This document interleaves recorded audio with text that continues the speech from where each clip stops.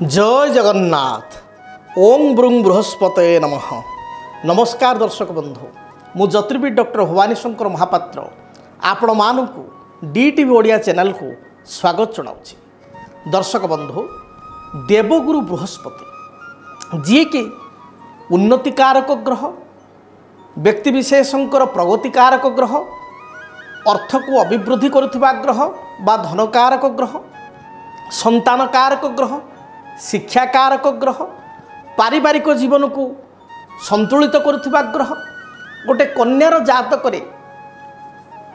दाम्पत्य सुख बा पारिवारिक सुख को प्रदान करुवा ग्रह बा पतिकारक ग्रह, शिक्षाकारक ग्रह बृहस्पति जी कि मिथुन राशि रही वर्तमान एवं 18 अक्टोबर 2025 शनिवार दिन बृहस्पति अतिचारी होई जल्दी जल्दी स्पीड रे आगु को शीघ्र गति करी कर्कट राशि को आगामी 48 दिन पर गति करेंगे।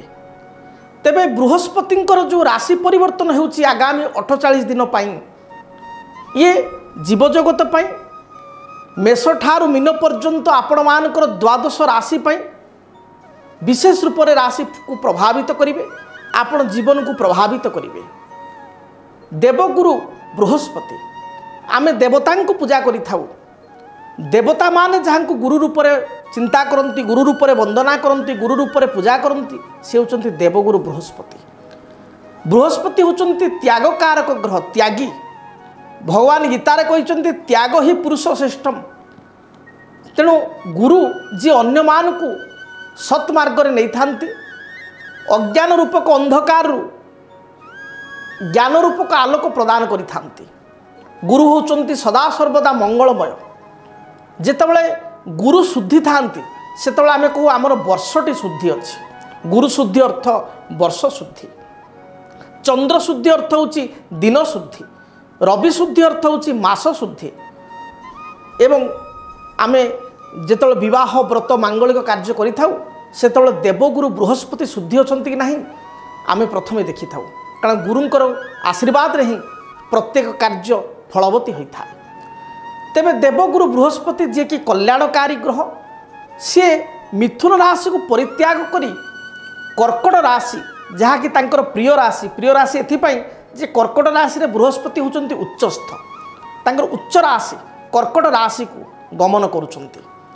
18 अक्टोबर 2025 शनिवार दिन पुनर्वसु नक्षत्र कर्कट राशि को, पुनर्वसु नक्षत्र जहाँकि तांकर निजर नक्षत्र बृहस्पति नक्षत्र, पुनर्वसु नक्षत्र हूँ बृहस्पति अधिकारत्व रहुची। पुनर्वसु नक्षत्र कर्कट राशि को प्रवेश करुचंती बा चलुचंती एवं आगामी 5 डिसेम्बर 2025 पर्यंत देवगुरु बृहस्पति कर्कट राशि रहिबे। तेबे आसंतु जानिबा राशि चक्र उपर देवगुरु बृहस्पति प्रभाव कौन रहिबो। मेष राशि,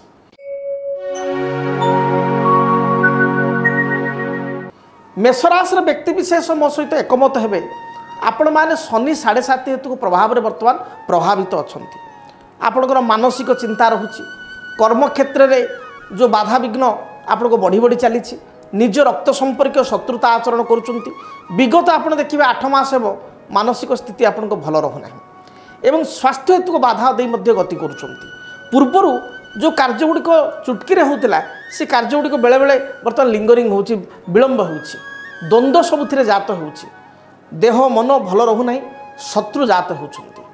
देवगुरु बृहस्पति पूर्वर तृतीयस्थ थिले, एबे केंद्र स्थान चतुर्थ स्थान को जाउचंती, उच्चस्थ होइकी चतुर्थ स्थान रे बसुचंती एवं तांकर दृष्टि आपनकर कर्मस्थान दशम स्थान को तांकर दृष्टि रहूची। से भली तांकर दृष्टि अष्टम स्थान राशि ठारू अष्टम स्थान बिछा राशि रहूची, सप्तम स्थान को दशम स्थान को सप्तम दृष्टि रहूची एवं व्यय स्थान को नवम दृष्टि मीन को रहूची। तेणु आपणकर खर्चर मात्रा बढ़ी पारे।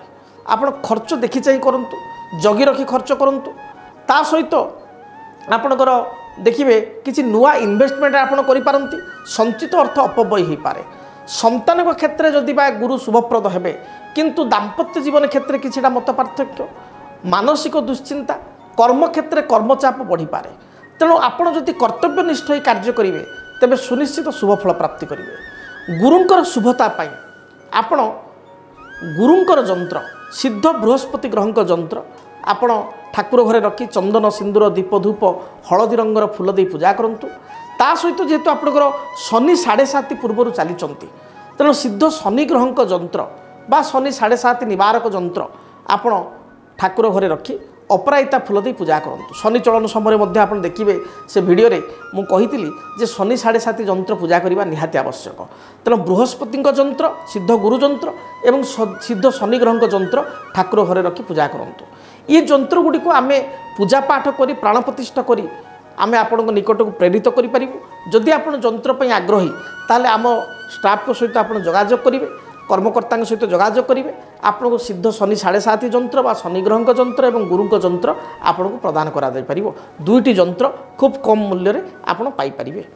जदि आपणक जीवन में व्यक्तिगत पारिवारिक समस्या कर्मक्षेत्र नियुक्ति वैवाहिक समस्या वास्तु दोष एवं माली मकदमा आदि समस्या थाए ताहेले समस्यार समाधान और परामर्श पाई आमको जोगाजोग करंतु।